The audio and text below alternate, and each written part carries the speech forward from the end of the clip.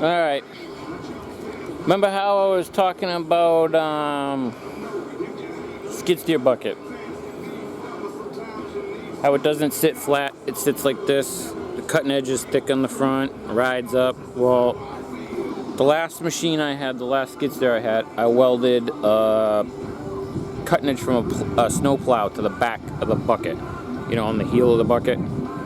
So that worked out good. I figured I'd do it again, but I'm running into a couple problems. So I cleaned all the dirt off of there. No, I did not clean that dirt off. I'm not doing anything there. Yeah, I don't have a garage, so I'm running into problems with the weld because the gas is blowing away. And I ran out of flux core wire, so a lot of times when the wind... So, for those of you that don't weld, and for those that do, you know, find something else to watch, because this will drive you nuts. Because it's driving me nuts. The shielding gas comes out of there, right? Problem is, when the wind blows out here, the gas blows away, and then you get crappy welds, and you get like pinhole welds, and all that. And on top of all that, the knucklehead, the guy gave me 90-10 mix, which is like 90% argon, 10%, 5% CO2, and I don't know. 90-10. Hold on. Might be that tri-mix crap. Oh yeah, I was right. 91% argon, 5% carbon dioxide, and 4% oxygen. Okay? Now,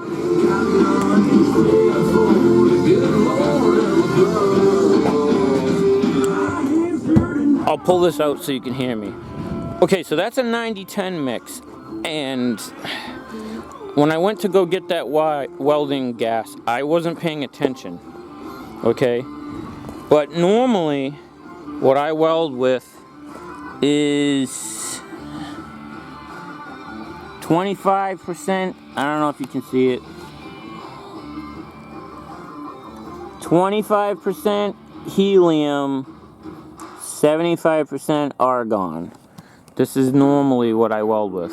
But I'm all out in this little bottle, so I went to go get my big bottle filled, and he gave me that shitty mix, that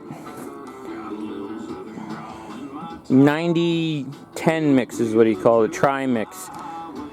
If you go in there and you say, I need some welding, oh, I also switch places, and the place that I'll put that back after. So the place that I normally go to, they went nuts on their prices, so I switched places. So I went in there and said, I just need a bottle for wire. So that's my mistake. I'm gonna go back there and tell them I don't want this. I want my helium mix because it's beautiful. I don't get any of that crap. The problem with this mix is there's way too much argon. That's why you're getting all that. Not you. I'm getting all that sooting. See all that sooting? See it? That's too much argon. But I'm gonna keep welding this thing across there, and I'll check back. Okay, let me just explain real quick, all right? I don't know if you could hear me with the radio going, but 90-10 mix, to me, too much argon. Get a lot of sooting, and I've been welding for years. My dad, when I was little, taught me how to weld, and the worst thing for me is spending years welding. And when I was younger, as a kid, I never went and filled the bottles or anything, okay? But now that I'm filling bottles all the time, I have to keep an eye on what they give me, because sometimes you go into this place and you want something, you tell somebody what you want, okay? My problem is sometimes I'm a pushover, you know what I mean? I don't want to get in an argument with, believe it or not, I don't want to get into an argument with anybody. My wife would probably say different, but so I just tell them, okay, yeah, I'll try it, or yeah, all right, I'll take it, whatever. But what I should have said was, when I went in there, instead of the tri-mix, you know, I'm doing wire welding or whatever. When I switched to this new place, I should have went in there and said, this is what I want. I want 25% helium, 75 argon. Because that's what I've been using for years to do flawless, beautiful welds. So for me now, to try and deal with this, the welds come out like crap. They look horrible.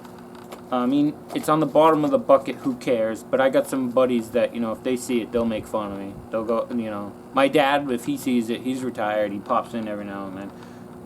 Not so much lately with the coronavirus, but there, you know, every welder wants nice beads. That's just how it is. So,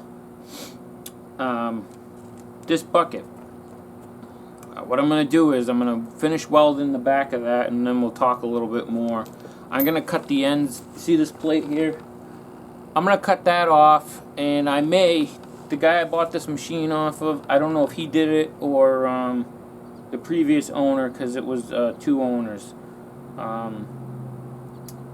The bucket is kind of like, the bottom's kind of like this, you know, on the bottom. It's not bashed in, but it's kind of, from always riding like this, it just pushes, you know, the middle. I'll show you after. Let me get to it here.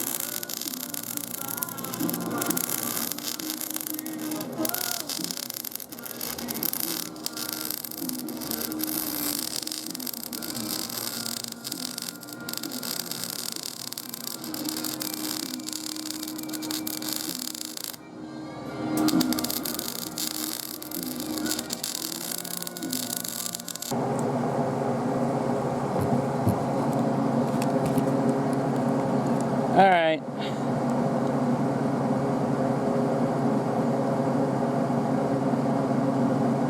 That one was a little better.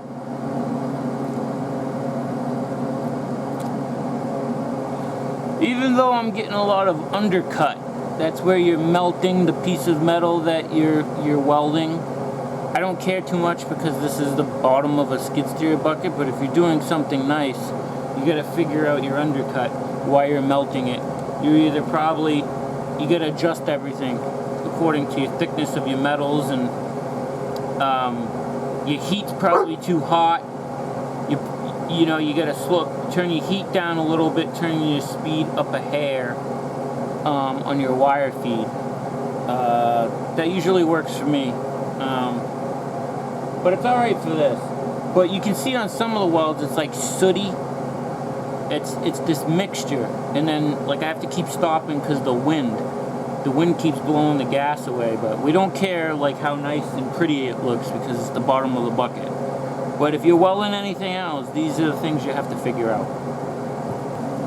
I got these gloves that go up to your elbow. Makes a big difference.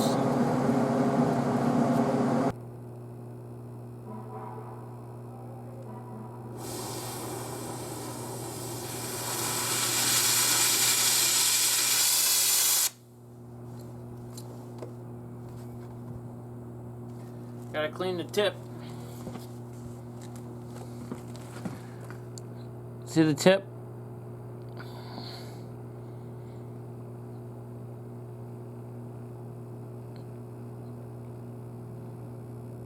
Tip's clogged.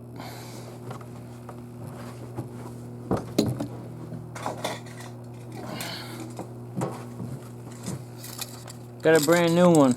Lincoln tip cleaner.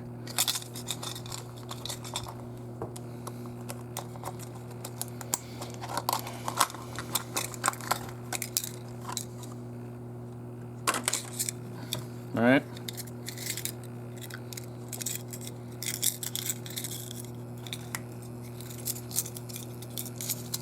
First thing I do when I clean the tip is I take this thing right here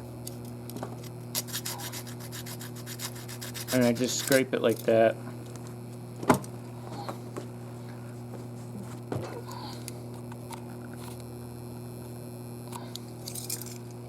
Works best if you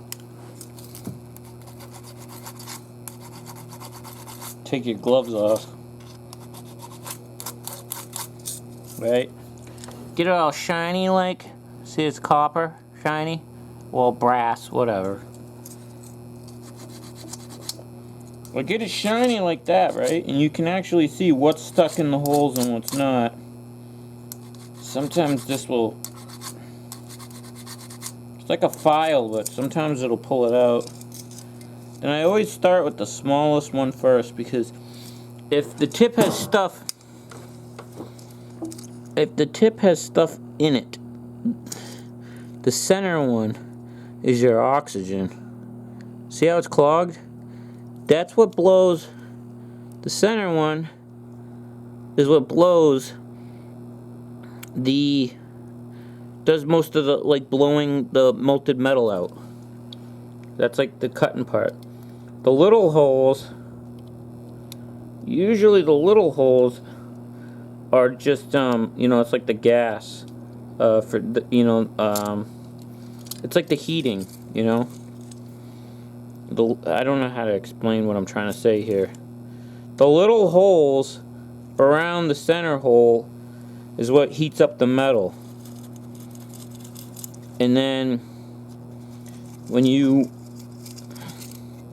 pull the trigger, or yeah, I guess you would call it the trigger, the center hole blows the molten metal out. So that's why if you get a different size tip, the outer holes are the same size holes, but the diameter of the center hole is different. See? I can tell it's stuck. That's from cutting too close. I have a bad habit of cutting too close.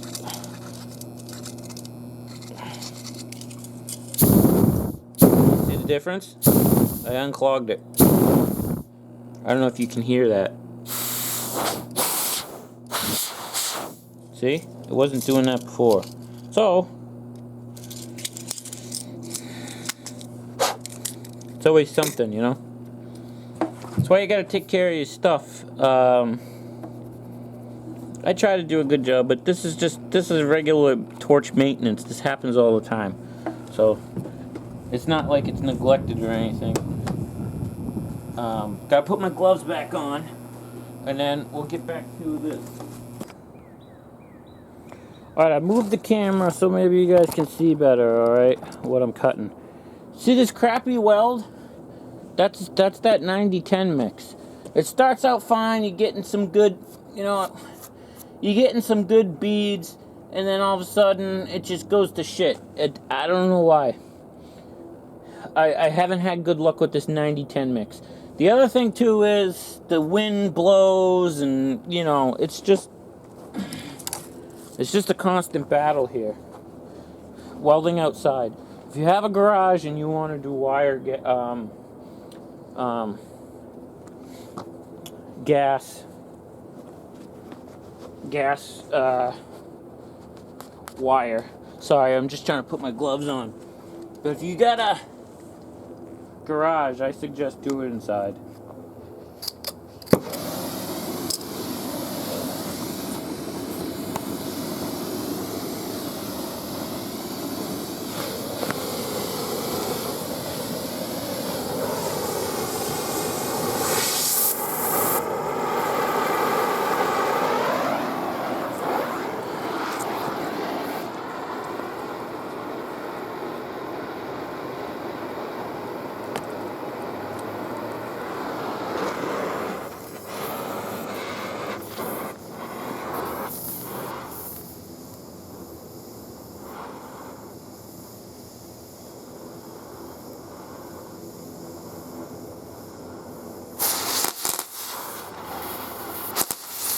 Rust.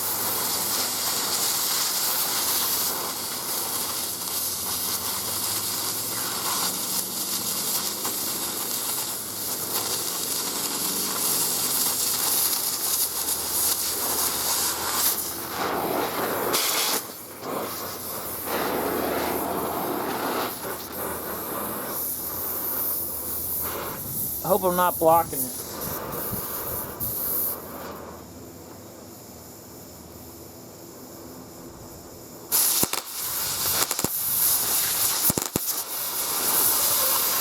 That popping is rust. Going back up into it's popping and going into the tip. That's why it's important to pull the trigger all the way. There's no halfway with this. You're either cutting or you're not.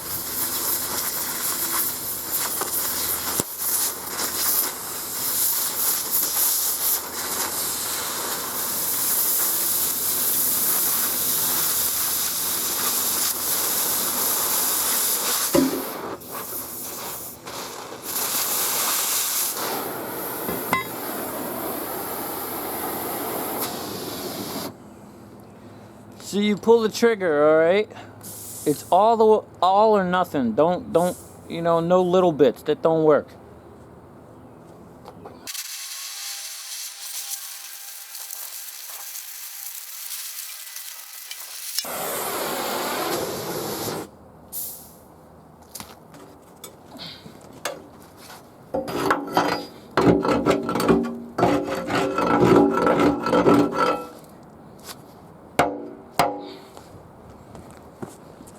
That's what it looks like.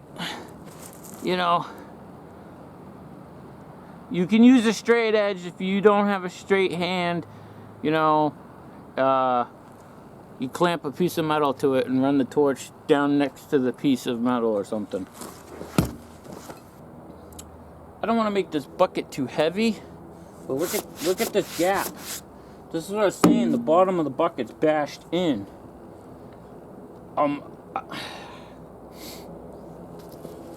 I'm almost wondering if I should take my excavator and just smack this down so I can weld in here, because I don't want to put more of this in here. That's too heavy.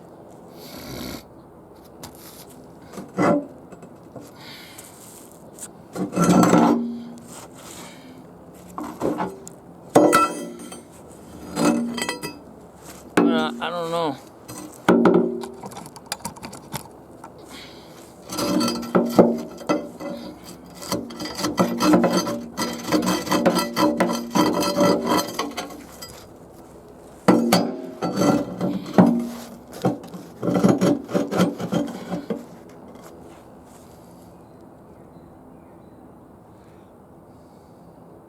I don't know. What do you guys think?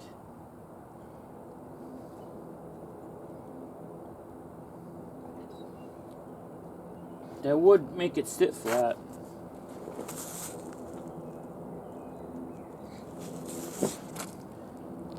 And then I guess we could just let the dirt pile in here. I don't know. I guess just... you could put that one there.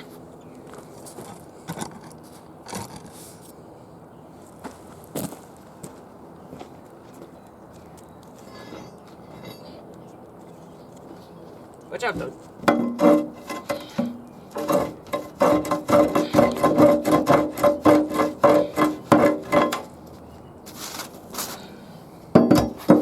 We'd have to cut this one.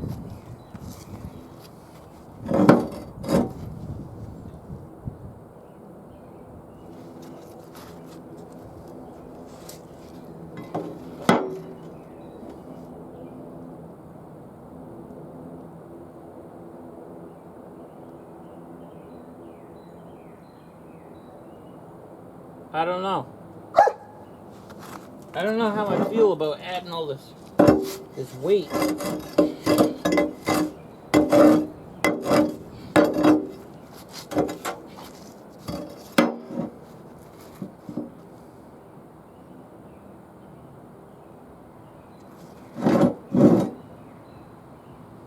It's a lot of weight, you know? Maybe we should try to bash this bottom back down.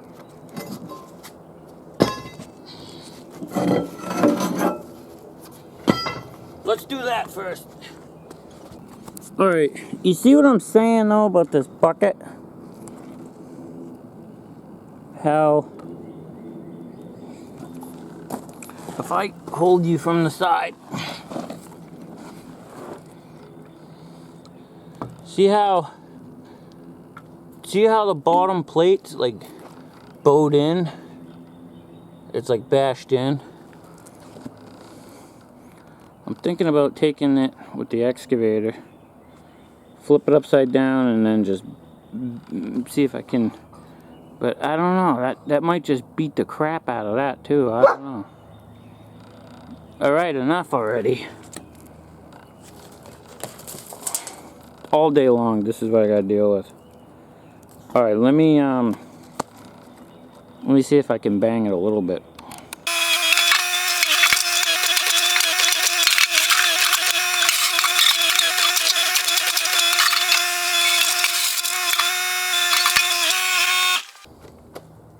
I'm gonna call that a fail.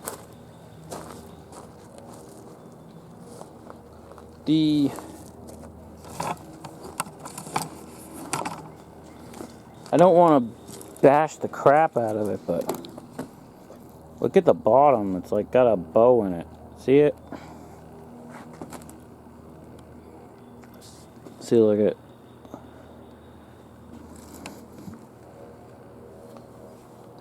See it right here?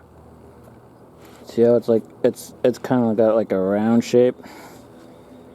That's what I was beating on, but it's just springing back, so.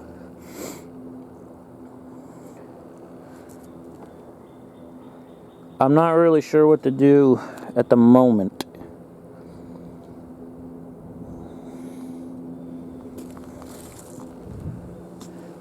Huh. I'll have to think about this for a minute. I'll get back to you. Cause I don't want to destroy my, what do you call it? My excavator. I don't want to destroy my excavator like beating the crap out of this bucket. And I also don't want to puncture a hole through it either. So maybe I'll have to set the porta power up somehow. Alright, I'll get back.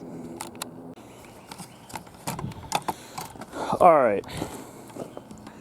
Until I can get some more money to cut out the bottom of this bucket and replace this the right way, I'm gonna cut strips because this is so bent, the middle. Like I said, the middle is bent from constantly when you're pushing and your cutting edge is thicker on the front, you know, of the bucket, and you're constantly pushing like this, you're not grading like this. You're pushing like this. You're putting all of that pressure on the middle. That's what bends the middle. So I'm gonna cut strips and put it in there until I can get some money. I'll cut this out, do it the other way.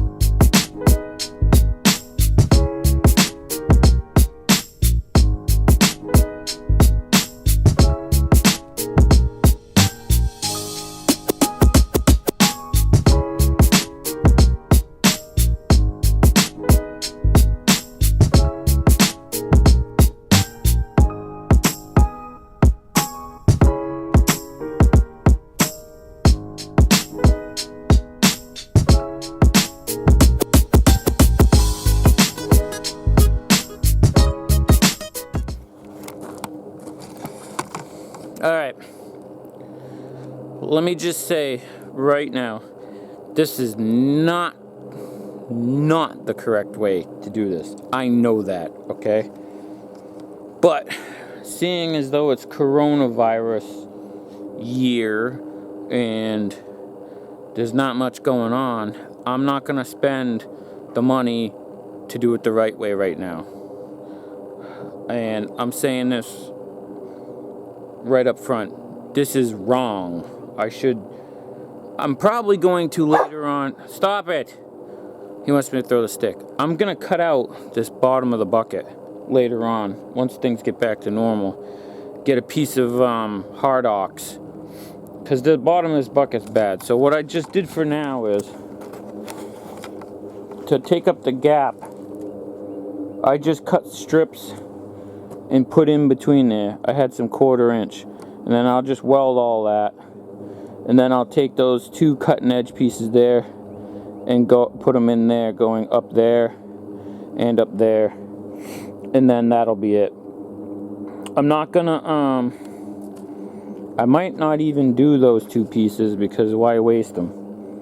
Because I'm gonna cut out this bottom of this bucket. I'm gonna rebuild this bucket later on. Maybe I might just get a new bucket. Depends on how much the hard ox is. But for now, I'm just gonna weld all these seams shut, and just deal with this for now, because hard ox is kind of pricey, and I know somebody out there is probably going, "Oh, that's not that bad. That's a little piece of metal." Well, when you don't have any money coming in because you're not working that much, every little bit counts. So right now, I'm not doing anything. I'm going to gonna do it the right way, and when I do it the right way, I'll make another video of that. But for now, let me just weld this up. That way we can at least use the machine, you know.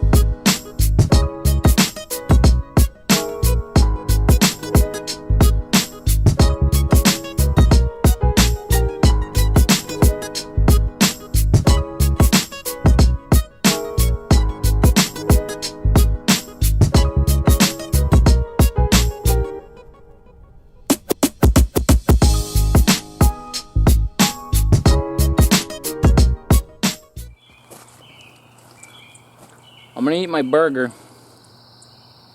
I won't do it in front of you, I promise. I'm gonna flip that bucket over.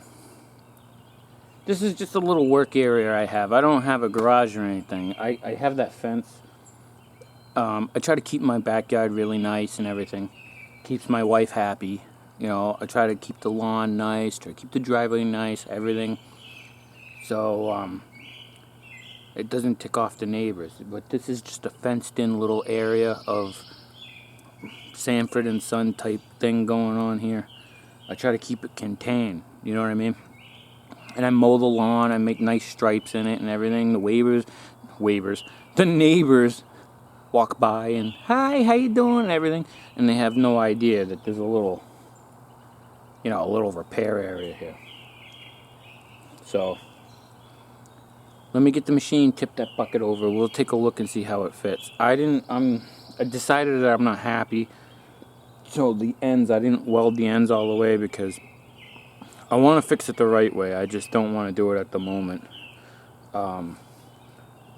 You know, with everything that's going on in the world and money being tight, I promised my wife I wouldn't do things that are not necessary. So this is not necessary. It's just something I want to do, you know. We all want to do stuff, but you have to pick and choose. So I'm rambling here. Let me just eat my burger and flip the bucket over, alright? Alright, I put the bucket on, okay? That's just scrap. I got a guy coming and grab that because the price of scrap metal is not worth me doing. But you see the difference here? And then see how it has like a little arch, and then the booger weld, and then the plate, you know. So see how it's flat across the bottom now on the heel. So this is kind of all torn up now, and then since I have like a little area, it's just a little area to work in. Let me smooth it out, okay?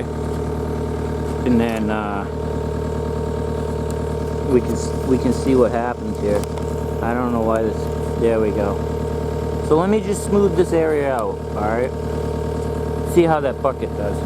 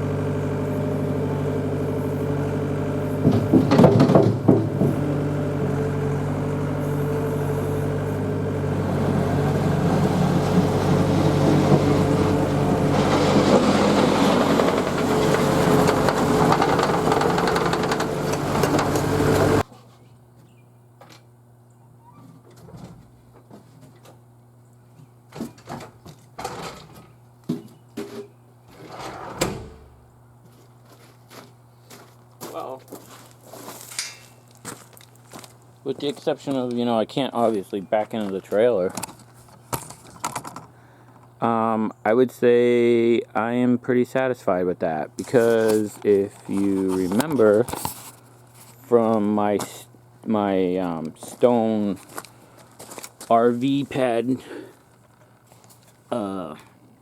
job, I was complaining where the back of the bucket sat lower.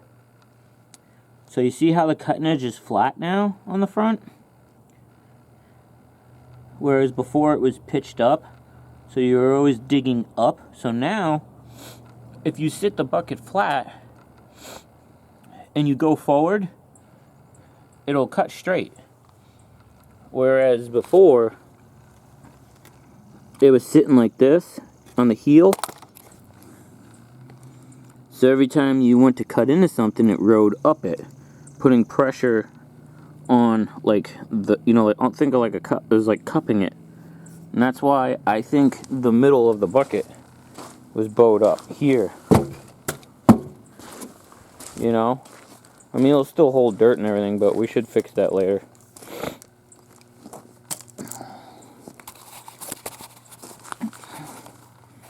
So, now the cutting edge rides flat. And the back of the cutting edge, you can use kind of like a planer. Just go back and forward. So, this is what I did on my old machine and it worked good, but I'm going to call this temporary success / temporary fail. Because it's a crappy welding job, but it serves the purpose. So until next time, we will be using this. Anyways, okay guys, that's gonna be it for today. I'm gonna go eat my burger. Have a good one.